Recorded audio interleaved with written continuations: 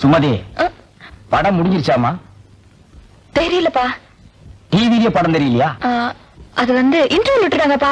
ஆட நீ ஒண்ணுமா, அவங்க 5-6 தடவை இன்டர்வியூ விடுவாங்க. அம்மாடி, சப்பாத்தியும் குருமாவும் பண்ணி வச்சிருக்கேன், போய் சாப்பிட்டுட்டு வாமா. மீதி படத்தை நானாவது போய் பாக்குறேன். எனக்கு ஒண்ணும் பசிக்கல, நீங்களே சாப்பிட்டுக்கங்க. நான் படத்துக்கு வரல, நீங்களே போய்க்கங்க. என்னடி இது? உன் மக படம் பார்த்துட்டு வந்ததுல இருந்து ஒரு மாதிரியாவே பேசுறான். ஒருவேளை பார்த்த படம் லவ் சப்ஜெக்டோ? ஐயோ, உங்க புத்தி உங்களை விட்டு போதா பாரு. வாயை வச்சுக்கிட்டு பேசாம இருங்களேன். வாயை வச்சுட்டு எப்படி பேசாம இருக்கிறது? ஆமா, வர வர இந்த வீடு பார்லிமெண்ட் மாதிரி ஆகி போச்சு.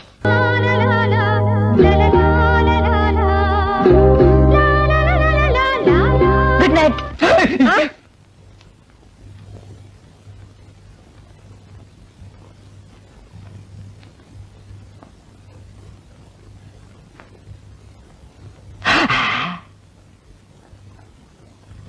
Good night, good night. ஐயோ, என்னங்க நீங்க? Good night, good night. இங்க பாரு, அரையும் குறையுமா ஒண்ணு வர்றத. கையக்காரன் ஜாக்கெட் கை வைக்கிறதுக்கு முன்னாலே புடுங்கிட்டு வந்துருச்சியா? கலகலப்பா இருக்கு. ஏயோ, ராகும் கேது மாதிரி இப்படி 2 பேரும் ஒன்னா உக்காந்துக்கிட்டு போற வரவங்கிட்ட எல்லாம் வாங்கி கட்டிக்கிறீங்களே, உங்களுக்கு வேற பொழப்பே கிடையாது. ஏண்டா, அவ மூஞ்சி என்ன எச்சி தொட்டி நெஞ்சு துப்புறியா? பார்த்தா தெரியல, பக்கத்துல இருக்கிறது அப்படியே தெரியுது பாரு. இருக்க, அவரு புடிச்சா காசு, நான் இடிச்சா காசு. ஏண்டா அரவேக்காடு, அவன் என்ன என்னடா நினைப்பான்? நீங்க புரோக்கர் புடிச்சா காசு, நான் கொத்தனாரி இடிச்சா காசு. அத சொல்லி தொலைங்கடா, சஸ்பென்ஸ் வேண்டி இருக்கு. இடிச்சோ புடிச்சோ சம்பாரிச்சுதான் ஆகணும். வாயும் வயிறு இருக்கே, என்ன பண்ண சொல்ற? சரசு கூட ராப்பகலா கஷ்டப்படுறா இல்லையா சரசு? ஏங்க நாகப்பா, கண்ட கழுதிங்க கடையில உட்கார வச்சிருந்தா எப்படியா வியாபாரம் ஆவா? கடைசியில கடையை சாத்த வேண்டியதுதான். இங்கதான் தெரியாதவங்களை வச்சுக்கிட்டு என்ன செய்ய சொல்ற சரசு? சரி சரி, இதுல 2 பானை போடு. கொண்டா. ஆமாயா, உன் கடைக்கு வந்தான் பாரு, எனக்கு இதுவும் வேணும் இன்னமும் வேணும். ஏண்டா டேய், இங்கீதத்தை பத்தி நீ பேசுறியாடா? முதல்ல எதை எப்படி தூக்கணுங்கிறத நீ தெரிஞ்சுக்கடா. எனக்கு கூட தொடப்ப கட்டை எப்படி தூக்கணும் நல்லாவே தெரியும். இதுவும் கலகலன்னு இருக்கு. யோ சில்ற. யாரடா சில்றேங்கிற? அவனையா? யோ, முதல்ல எதை எங்க பேசணும் தெரிஞ்சுக்கையா. இதெல்லாம் வச்சுட்டு இதை இங்க பேசலாமா? இவன் சும்மா இருப்பானா? இன்னைக்கு ராத்திரி உன் பொண்டாட்டிட்ட போவான், போய் சொல்லுவான் ஐயா. அவங்க சும்மா இருப்பாங்களா? இன்னைக்கு ராத்திரி உன் படுக்க திண்ணையில தான். இப்ப மட்டும் என்ன வாழுதான்? டேய், இங்க என்னடா பண்ற? கண்ணை கலட்டி வீட்டுல வச்சிருக்கீங்க. பாப்பனுடைய தெல்ல. நாங்க பெரியவங்க பேசிட்டு இருக்கும் போது சின்ன பையன் உனக்கு என்னடா வேலை? போடா வீட்டுக்கு. ஓஹோ, பெரியவங்களா? அப்ப பெரியவங்க பேசிட்டு இருக்கு, சின்னவங்க நீங்க வாங்க போற. அது நியாயம். என்னங்க நீங்க தான் பெரியவங்க? நான் பெரியவன் இல்லடா, நான் தான் பெரியவன். சட்டையெல்லாம் போட்டிருக்கேன். காலையில இருந்து இப்ப வரைக்கும் நின்னா உட்கார முடியல, குனிஞ்சா நிமிர முடியல. இருக்கிறது 3 பேர், அதுக்கு இவ்வளவு வேலை. எப்பதான் அக்கடான்னு படுக்க போறோமோ?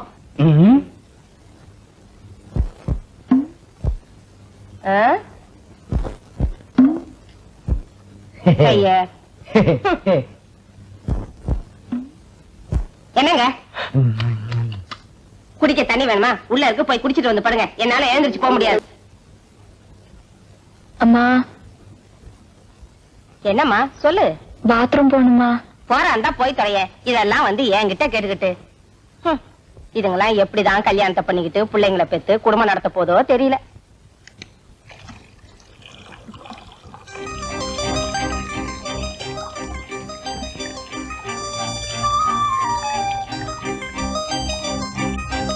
என் பிரியமானவளே, இது மனப்பூர்வமான மனித இதயத்தின் காதலுக்கான விண்ணப்பம்.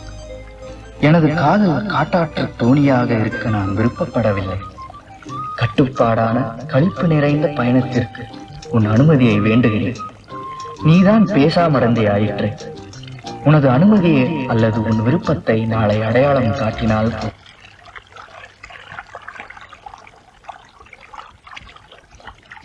என்ன சில்லுன்னு இருக்கிய?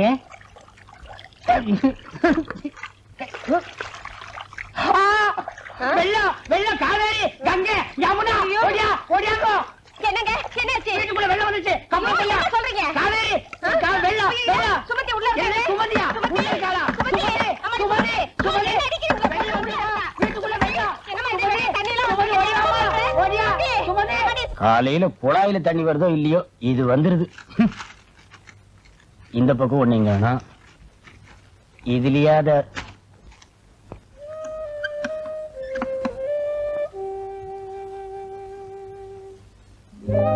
நாளை நீ பச்சை ஜாக்கெட்டை அணிந்து கொண்டால் அதை நம் காதலுக்கான அடையாளமாக கொள்வேன்.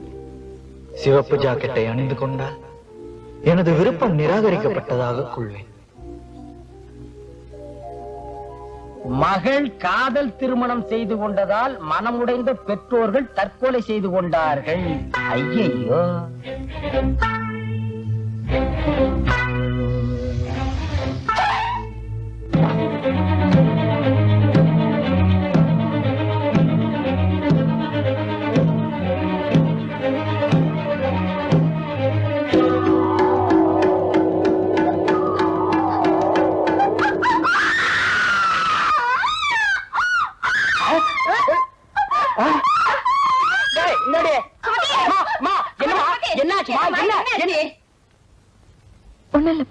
ஒண்ணு இல்ல, ஏதோ பூச்சி பறந்த மாதிரி இருந்தது.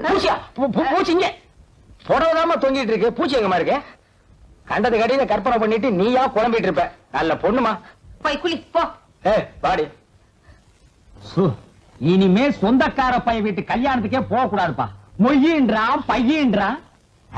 1000 தான் வசதியான குடும்பமா இருந்தாலும் பொண்ணுக்கு பொருத்தமா மாப்பிள்ளைய பிடிக்க வேண்டாம். கண்ணங்கரேன்னு கருவாட்டு வியாபாரி மாதிரி இருக்கா. ஆமா, ஊர்ல இருக்க கல்யாணத்துக்கு எல்லாம் போய் கைய நினைக்கவும் பையனோட கலரை பார்க்கவும் இருக்கீங்களே தவிர நம்ம குடும்பம் நம்ம பொண்ணுன்னு உண்டா? அடியே, அவசரப்பட்டு எனக்கு பொறுப்பு இல்லாதவன்னு பேரை வச்சிடாரு. மனசுக்குள்ளேயே கட்டடத்துக்கு அஸ்திவாரத்தை போட்டு வச்சிருக்கேன்டி. என்னதுங்க? நம்ம பக்கத்து வீட்டு முரளியை பத்தி நீ என்ன நினைக்கிற? அவனுக்கு என்னங்க, பையன் பார்க்க லட்சணமா தான் இருக்கான். இருக்கல்ல, அப்புறம் என்னடி இழுக்கிற? இருந்தாலும் 1000 காலத்து பயிர் இல்லீங்களா, அவசரப்பட்டு விதைய ஊனிட முடியுமா? பையன் என்ன குளமோ கோத்திரமோ? கொல்லமா? அடி போடி உங்க கொல்லமும் கோத்திரமும். நீ என்னமோ நவாபு பரம்பரையில போறத மாதிரி பேசுற. அடி போடி, நம்ம கோத்திரத்தை தோணுனா குப்பை தாண்டி கிளம்பு. அப்பனாத்தா காலத்துல இருந்து ஆடு மாடு மேய்ச்ச குடும்பம் ஒண்ணுது, அடுப்பங்கறி வித்த குடும்பம் என்னது? தினம் வேணாங்க. என்னது கவுந்தடிச்சு படுத்துக்கிட்டா? குட்டி குட்டிக்கண்ணா கோமாடா? ஆமா, எவ்வளவு நவாபு பரம்பரையில பிறந்தவ இருப்பா, அவளை போய் கொஞ்சுங்க. அடியே, ஒரு கணக்குக்கு சொன்னேன். கடைசி நேரத்துல கொஞ்சி வைக்க ஆம்பளை புள்ள இல்லையேன்னு நீ புலம்ப கூடாது, புரியுதா? ஆத்துக்கு ஒரு ஆம்பளை புள்ள வேணும்னா இப்படி படு, இல்லன்னா ஆடவா சோதிச்சுட்டியாடா. பொண்ணு, இந்த பொண்ணு ஒருத்தங்க கையில ஒப்படைச்சிட்டு போயிருந்தா பாரம் இல்லாம போயிருக்கும். பாரத்தை என் தலையில கட்டிட்டாள. ஆமாண்டி, அவ சாவோட போராடிட்டு இருந்தா. டாக்டர் நிறைய செலவாகும்னு சொல்லிட்டாரு. மருமக புள்ள எடுக்க போற வயசுல மாறு நிறைய நகையை போட்டுட்டு நெடு நெடு நின்னுட்டு இருந்தியே. காது தோட்டையாவது கழட்டி கொடுக்கலாமான்னு உனக்கு தோணிச்சாடி? ஐயோ ஆமாங்க, எனக்கு தோணவே இல்லையே. உனக்கு தோணாதுடி. கொஞ்ச நாள் பழக்கம்னாலும் கழுத்துல இருக்கிற செயினை பட்டுன்னு கழட்டி கொடுத்ததே அந்த முரளி தம்பி. அதாண்டி மனசு. அடியே, இப்ப சொல்றேன்டி, முரளி தாண்டி இந்த வீட்டு மருமக. அது வந்துங்க, வந்துட்டும் போயிட்டு இருக்கு. எனக்கு டைம் இல்ல, மணி 12 ஆகுது.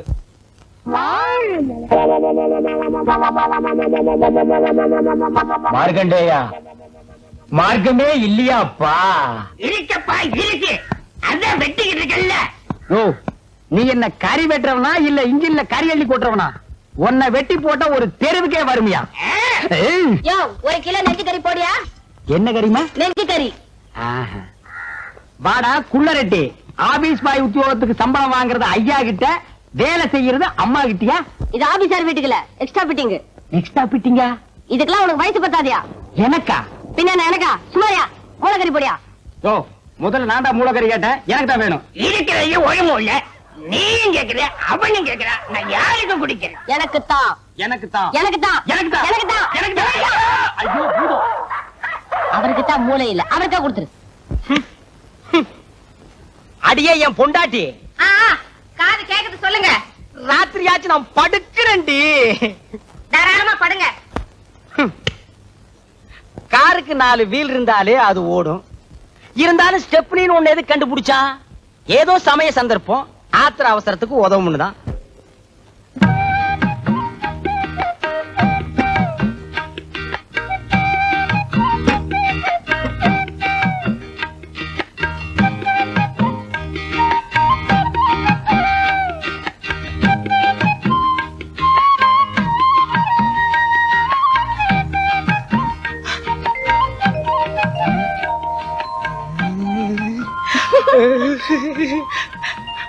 இருங்க இத வரேன்.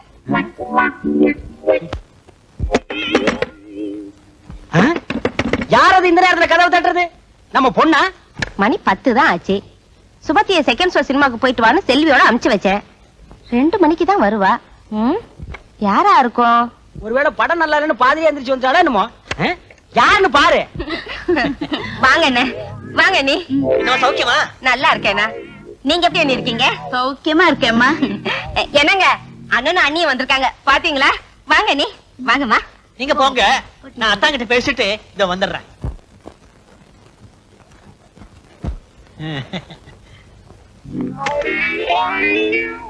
அத்தா அத்தா அத்தா,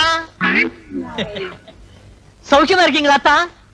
ஏய்யா, என் சௌக்கியத்தை விசாரிக்க 20 பைசா தபால் போட்டா போறாதா? நேர்லயே வரணுமா? சேச்சே, 1000 சொல்லுங்க. என்னதான் தபால் எழுதினாலும் நேர்ல வந்து விசாரிக்க சுவாரஸ்யம் இருக்குமா? இருக்காது, இருக்கவே இருக்காது. அத்தா, போன தடவை வந்தப்பவே கேட்கன்னு நினைச்சேன். என்ன ஒரே பொம்பளை குழந்தை நிறுத்திட்டீங்க? இன்னொரு ஆம்பளை குழந்தைய பெத்துக்க கூடாதா? கேளு, ஏன் நேரம் ஐயா. என்னங்க, நான் அண்ணி நிறைய பேச வேண்டியிருக்கு. பேசிட்டு அவங்களோடய படுத்துறேன். படுங்க படுங்க, நானும் அத்தாங்கிட்ட வெடிய வெடிய நிறைய சமாச்சாரம் பேச வேண்டியிருக்கு. நீ இங்கேயே படு, நான் தெருவுக்கு போறேன். அதுவும் சரிதான், வெளியில காத்தோட்டமா இருக்கும். போங்க போங்க. வெளியில காத்தோட்டமா இருக்கு, நீ இங்க காத்து இல்லாமலே படு. 15ஆம் தேதி. என்னங்க இது கூட தெரியுது. மாப்பிள தம்பி எப்படிப்பட்டவரு என்னன்னு போய் விசாரிச்சுட்டு வாங்கன்னு உங்களை ஊருக்கு அமிச்சா மார்க்கெட்டுக்கு போய் கறிகா வாங்கிட்டு வந்திருக்கீங்களே. வாய மூடு. உன் புருஷனை பத்தி என்னைக்காவது நீ உயர்ந்த அபிப்பிராயம் வச்சது உண்டாடி? ஏண்டி, காசு கொடுத்து வாங்குற அளவுக்கு நான் என்ன மடையனா? மாப்பிள்ளை வீட்டுல ஓசிலே வாங்கிட்டு வந்துட்டடி. என்னது, மாப்பிள வீட்டுல இருந்து ஓசிலியா? உங்களுக்கு ஏதாவது இருக்கா? இந்த மாதிரி எல்லாம் பேசினா எனக்கு எரிச்ச வரும். ஆமா, இந்த ரோஷத்துல மட்டும் ஒண்ணும் குறைச்சல இல்ல. சம்பந்தமே பேசாம சம்பந்தி வீட்டுல கை நீட்டினா அவங்க உங்களை பத்தி என்ன நினைப்பாங்க? என்ன நினைப்பாங்க? இவங்கிட்ட வரதட்சணை எதிர்பார்க்கறதுல புண்ணியம் இல்லைன்னு நினைப்பாங்க. வேற என்ன? சரி, அதை விடுங்க. மாப்பிள வீட்டுக்காரங்க எப்படி? நம்ம அந்தஸ்துக்கு ஏத்த இடமா இல்ல குறைச்சலா இருக்குமா? நமக்கு அவங்களுக்கும் ஏணி வச்சாலும் எட்டாது, அந்த அளவுக்கு வசதி இருந்தாலும் நம்ம பொண்ணோட போட்டோ எடுத்து காட்டினேன். கப்பனு குப்புற விழுந்தவங்க 1 மணி நேரம் எந்திரிக்கல. அப்புறம் நான் தாண்டி தண்ணி தெளிச்சு எழுப்பி விட்டேன். நிஜமாவா? ஆமாண்டி, மாப்பிள்ளையோட அப்பாவுக்கு அம்மாவுக்கு நம்ம பொண்ணு ரொம்ப பிடிச்சு போச்சு. பொண்ணோட போட்டோவை கொடுங்க, நாங்க மாப்பிள்ளை கிட்ட காட்டிட்டு முடிவு சொல்றோம்னு சொன்னாங்க. மாப்பிள்ளை கிட்ட நீங்க என்னங்க புதுசா காட்ட போறீங்க? மாப்பிள்ளை தான் தினம் தினம் பாத்துக்கிட்டு இருக்காரு என் பொண்ணு அப்படின்னு சொன்னேன். அப்படியே அசந்து போயிட்டாங்க. அப்புறம் என்ன சொன்னாங்க? அப்புறம் என்ன, நான் விவரத்தை சொன்னேன். முரளி நம்ம பக்கத்து வீட்டுல குடியிருக்காரு, நம்ம பொண்ணு மேல உயிரையே வச்சிருக்காரு, அதனாலதான் நான் சம்பந்தம் பேசலான்னு வந்தேன்னு சொன்னேன். அடுத்த வாரமே நாங்க வர்றோம், நிச்சயதார்த்தம் வச்சுக்கலான்னு சந்தோஷமா சொல்லிட்டாங்க.